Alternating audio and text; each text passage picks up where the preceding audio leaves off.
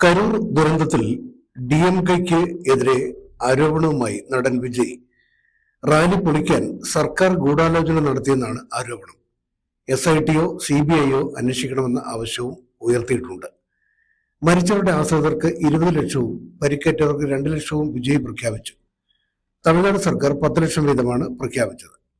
വിജയുടെ പാർട്ടിയായ TVK-യുടെ general secretary N Anand, Karur ജില്ലാ secretary Mathiyazhagan, joint secretary Nirmal Kumar എന്നിവരെ പ്രതിയാക്കി പോലീസ് കേസെടുത്തിട്ടുണ്ട്.